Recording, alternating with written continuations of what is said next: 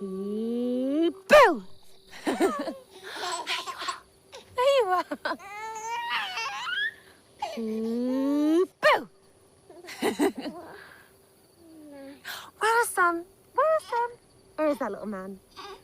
Boo! Scott, have you seen The Witch? I have seen The Witch. It is not just one of my favorite movies of the last decade or so. I think it's one of the greatest horror movies ever made.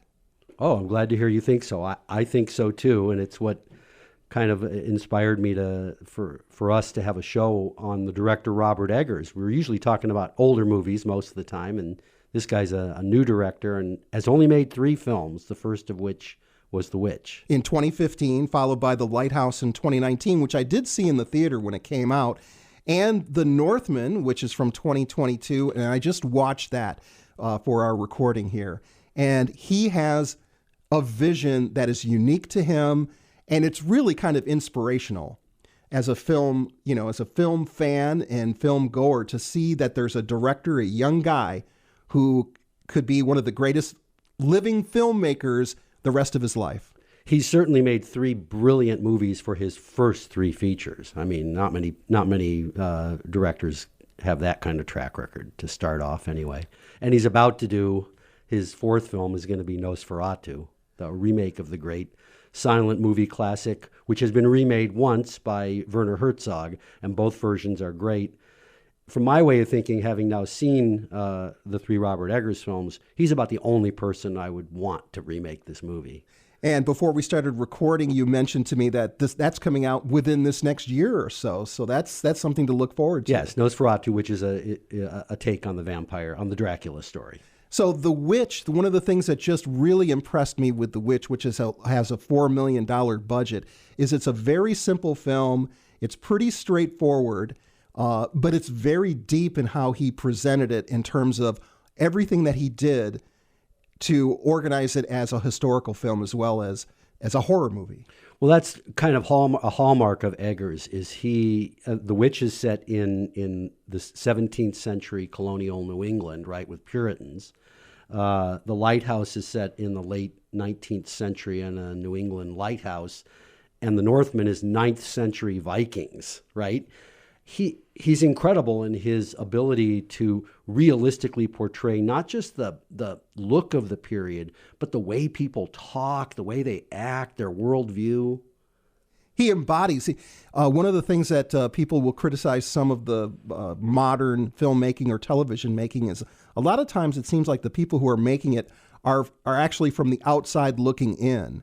And Eggers totally embodies the subject matter himself. Yeah, you just feel like you're taken into that world. So The Witch, you said it's one of your favorite horror films. I want to say right up front here, anybody who's listening who hasn't seen Robert Eggers films, one warning is these are scary and violent movies, right? The Witch is a very scary horror film.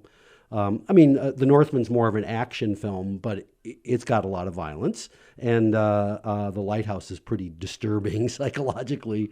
So that's a bit of a warning. But if you like those kind of movies, these are incredible. The Witch made Anya Taylor-Joy into a star. The Anya Taylor-Joy, who is best known probably for the Queen's Gambit series, Last Night in Soho, The Menu, and she has the lead in the upcoming prequel to Mad Max Furiosa, playing a younger Furiosa.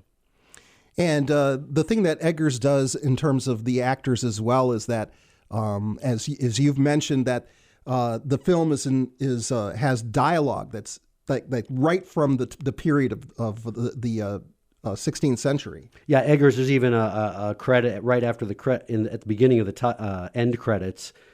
These words come up at the end. This film was inspired by many folk tales, fairy tales, and written accounts of historical witchcraft, including journals, diaries, and court records, presumably from like witch trials.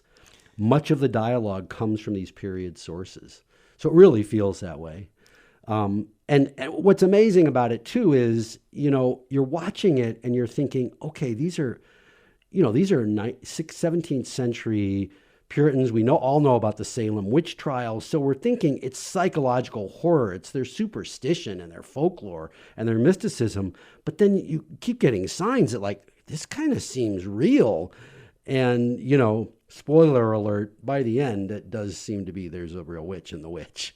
Now, the difference to me with the Lighthouse between the witch and the Northman is that the Lighthouse does have elements where you really, by the end, you still don't know what's real and what's not real. That's true. Because the two characters have this psychological breakdown.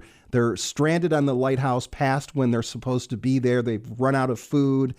They're drinking alcohol. They run out of alcohol and then start mixing turpentine with honey. And that's when that really pushes them over the edge. Yeah, it's dealing with loss of sanity and stuff. But this movie it only has two characters really, except for a couple little minor things. It's Willem Dafoe and Robert Pattinson, and they're both great. And this one's a little bit humorous, right? It's kind of got dark humor and a kind of Lovecraftian horror. And then you're right, by the end, not only the time frame has gotten kind of fragmented, and you're losing track of time, but you're not even really sure about who's who among the characters. And another thing we should say about his movies is all three of them are stunningly beautiful. They're incredibly beautiful movies. Even The Witch with a $4 million Visually. budget visually looks amazing. Yeah, and it's a good example. You know, we're talking about him as this incredible auteur, right? This guy who you know, it's his vision. But I looked up the credits, and all the really major people are the same in all three movies. Same editor, the same cinematographer, production designer, costume designer. So, I mean, if you have the same cinematographer and production designer, that's pretty much what visually everything that you're getting from the camera. Even the casting director, same one for all three. So the ability to get a strong sense of the character type that Eggers is looking for. So it's kind of at the same time, a unique vision, an auteur kind of vision, but it also shows you the power of a team collaborating movie after movie. And with The Northman, it's like he follows that up with the critical acclaim of The Lighthouse, which was another fairly low budget film that made, you know, in the end made its money. The Witch was wildly successful for him for a $4 million budget. Uh-huh. Yeah. And then The Northman was going to be a $65 million budget, and it ended up being closer to $80 million. Yeah. And in its theatrical run, it didn't make its money back, but then after the fact, video on demand and other elements, it made its money back. So Yeah. he's also an artist who's going to be bankable. Yeah. And the visual, not only amazing visually, but they're also, there's a wide variety. So The Witch and The Northman are in color, and The Northman is widescreen, you know, fitting the kind of epicness of this Viking tale. But The Lighthouse, not only is it in black and white, but they shot it in film. They shot it in 35 millimeter Kodak film. And they shot it at a 1.19 to 1 aspect ratio. So what that means is that it's almost a square image. It's like, you get the feeling like you're looking at an old photo album. I mean, it's even more square than old television, old movies. And that also almost enhances the surrealism that ends up being in the movie, because you start off and it looks like a very black and white realistic presentation of these two guys manning a lighthouse. That's right. But then it gets weirder and weirder. And the thing that's wonderful about the plot line is that when it gets weirder and weirder, it's because of when things are getting harder and harder for the two characters to basically live. Yeah, that's true. Yeah. The Northman is an interesting story because it's a revenge story, and it involves all this Viking lore and their religious beliefs and stuff. And it's based on the Danish myth that became Shakespeare's Hamlet. Yeah, I mean, you can see Hamlet in it. You know, the murder of the father and the revenge and all this stuff. And but to me, it also sort of looks. It's simultaneously like Hamlet and Lord of the Rings because it's so big. So big, epic, and dealing with swords, and like you said, whether it's also mystical, and there's fantastical elements as well. Yeah, just they're all three movies are very entertaining. The Witch is incredibly scary, but all three of them are just marvelous films. And in the Northman is also an example where you can take a film that is going to be an action-oriented, very violent, epic movie and still make it an incredibly historical, and also deal with characters that are fascinating and have all these different layers and elements to them. Yeah, the films of Robert Eggers. If you haven't seen them, see them now.